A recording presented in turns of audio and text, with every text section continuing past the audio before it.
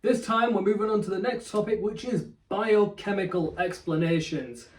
Now, these are basically explaining why people get schizophrenia using like a biological explanation. So there's two different explanations. We've got the biochemical one and the genetic one. The first one we're going to be doing is biochemical. So let's get explaining this.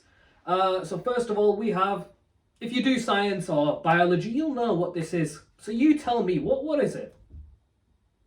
I'm assuming you got it right. It's a neuron. And basically, I've labelled it because you just need to know what each different parts are. And I'll explain the other areas afterwards. But for now, as you can clearly see, this circle right here, nucleus. This bit here, like the surrounding body of the nucleus, soma. The shit that comes out of this stuff here, that's a dendrite. The entire body, axon, the stuff that covers the little bubble things there. Those are myelins or myelin, I don't know how you say it. And at the very end, axon terminals. So the next part, this will be another short part, and it's just basically explaining what this is. And so we've got this thing right here, and we've got circles which are called vesicles. Inside of these vesicles we have dopamine. Dopamine then exits through these like little areas here. The dopamine then connects to these receptors here that bind with the dopamine, and that's how you get your feelings of like happiness or joy or interest, pleasure, all that. That basically comes from dopamine. So that's basically the process and how dopamine connects with your receptors and you get happy. This entire bit here is called the synapse, and this is all happening inside of your brain.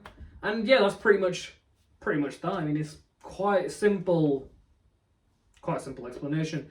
Now, the next part will be a bit more into the final part of the biochemical explanation to do with dopamine. We have a brain. Well, I tried drawing a good brain, but that's the best I could do. So let's get into it. You see this little middle part right here? The blue bit that I've shaded in, that's called the ventral striatum.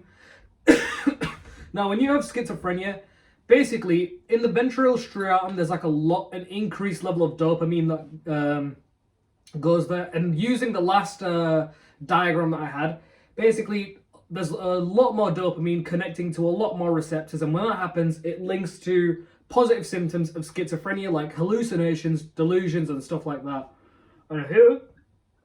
And here we have, God man, I'm thirsty a bit. Anyway, here we have the prefrontal cortex, and when you have schizophrenia for this side, basically there's a decreased level of D1 receptors or dopamine, and as a result that links to the opposite side of this where you have negative symptoms, and negative symptoms being diminished emotional response. So yeah, this bit negative, this bit positive when you have schizophrenia. It's quite simple, and I'm sure you've learned well. Well done to you. On to the next explanation, which is genetic.